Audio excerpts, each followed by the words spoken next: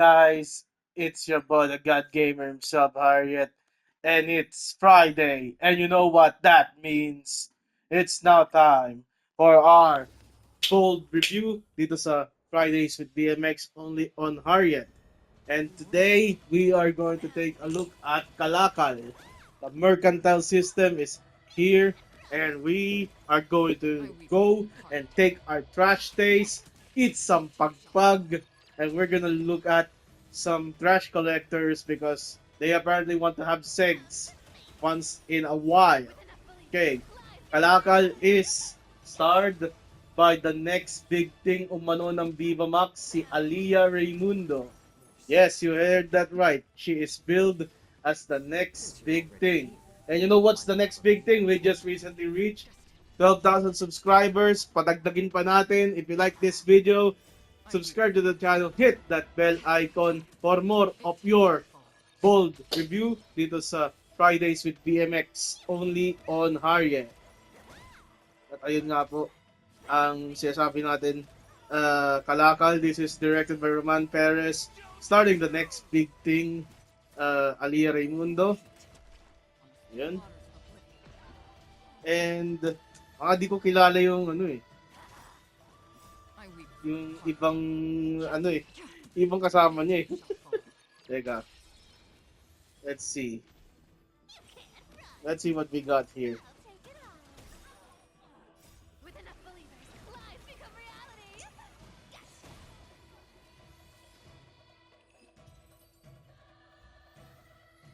How is it wrong password? I'm certain I am using the correct account. Let me just look at the Viva Max phone. Okay, it's starring Alia Raimundo, Gold Aceron. That was Gold? Si Gold yun? Ha? Jero Flores, Divine Villarreal, Sheena Cole, and Zel Fernandez. Okay. So we're looking at the life of Angel. Isa siyang basurera. And magandang basurera siya kahit walang makeup. Do not underestimate the power of Angel, ladies and gentlemen. Medyo maganda yung kanyang sex appeal. Meron siyang boyfriend, si Dario, na ginaganap ni Gold Aceron.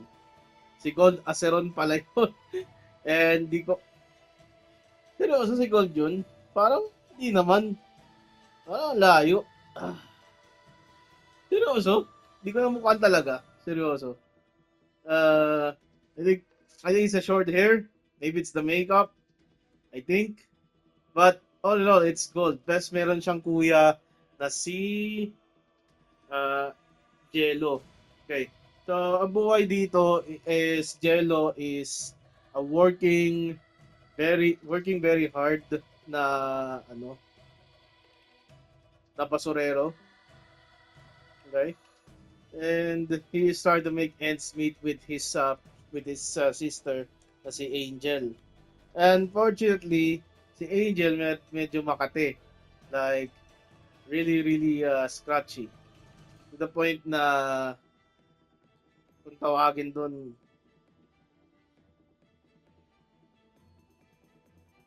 she has a relationship sort of kay Dario, pero medyo sexual ang relationship na to. So, sabihin natin sexual, walang pag-ibig na namamagitan sa kanilang dalawa. Okay, so going further with this interesting concept is that we are taking some measures regarding their relationship. Okay, when it comes to Dario and Angel, medyo bata-bata sila. You know, young love naman. Puppy love. They don't understand. At wala pa silang, pamwangmang sa pinagkagagawa nila sa buhay. Okay? And, what is disappointing is, nung nakita nila si Sheena Cole, isang estudyante, sa edad nila, tapos, ang nangyari is, nakita ni Sheena Cole, di ba? Ah, nakita na si Sheena Cole nakikipagtalik sa ibang sa isang tao. Bigla na lang ano,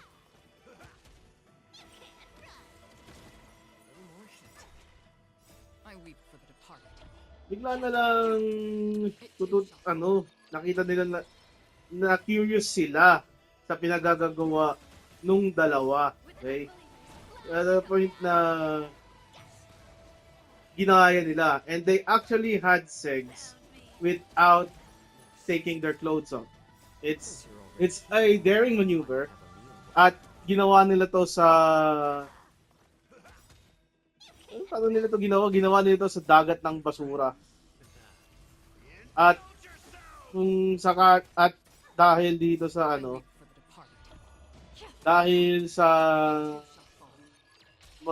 dahil dito accidentally nabuntis itong si Angel, si Angge.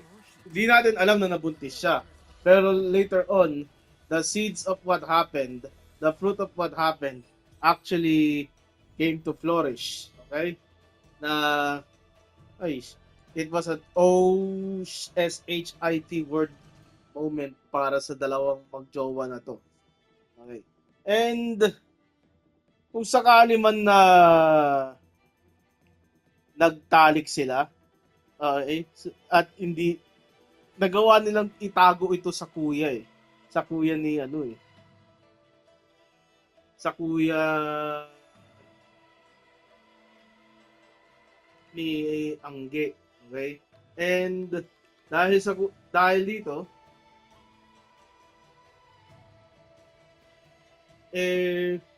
medyo hindi ganun ka-stricto yung kuya niya. Gusto pa pag-aralin. Okay?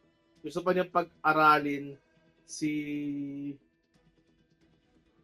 Angge sa eskwelahan. At ito yung pinag-iipon ng kuya niya na si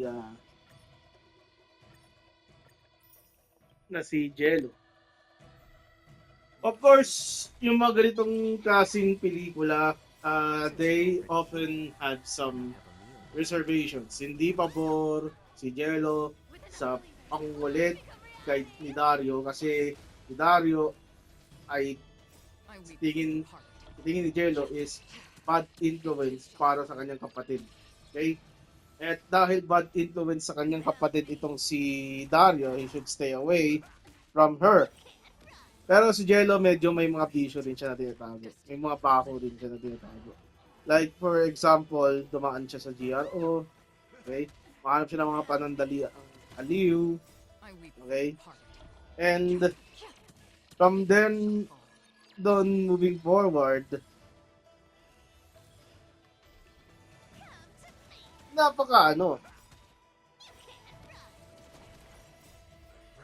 napaka-apparent na si Jello may mga bisyo rin siya. At dito na uwi yung pinag-ipunan niya on the wrong side. He tries to make it up for it para sa kanyang kapatid. Pero, yun. Dream niya na mapag-aral yung kanyang kapatid. Okay? And it's such a gripping truth na hindi niya nagawa ito. At nasira rin. Dahil na rin sa pagdududa sa kanyang kapatid and his own vices. Okay, Jello actually finds out, or it's his bad dream, in his nightmare, na nagsisex itong si Angge saka si Dario.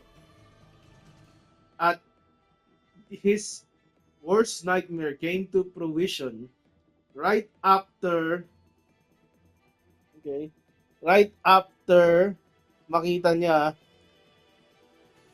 malaman niya na nagsusuka itong si Angge. Nung nagsusuka si Angge, it was limitless. Parang bitukan na yung sinusuka niya. Okay? And it was a really hairy, scary situation, which led to Jello forcing ang Angel out of the household. Now, Angel meets yung recruiter ng mga GRO na nakita natin sa simula ng pelikula na to. And she did a very long monologue on her transformation from basurera to GRO. And there is, at dito, nakita natin, she has to witness her co-workers having sex.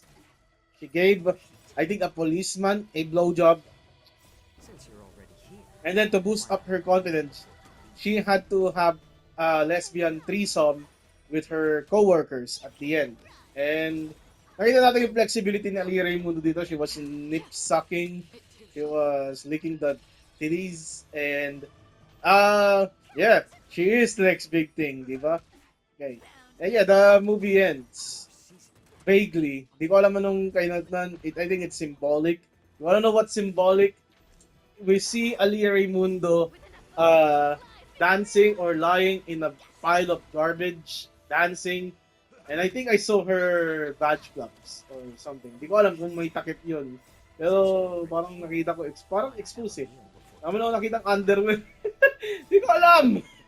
Yeah, so, maganda naman yung, I'm just, ang puna ko lang naman is, they're having two simultaneous sex scenes. They have two sex scenes, and it's one scene have two sex, and it's hard to keep up with that situation. But with outside that, I have no complaint. I think this is one of the peaker movies na pinakita dito sa BMX. I would suggest it's not hindi naman peak na peak talaga. It's like mid peak. Yeah, it's mid. At I think people will be turned off kasi dugyot yung old. Okay. So yeah, that's my review of Kalakal. This Tuesday we have another feature, All Out Texas, All in Texas, All Out. AJ Raval. Ayan. Yeah, AJ Raval is all elite. So it's hosted by Jessica Garcia. Who knows if we're gonna get a bonus bold dyan. Pero kung walang bold, hindi ko na i-review yun. Okay? Yeah, thank you for watching. Have a nice day. Goodbye and good night. Bye.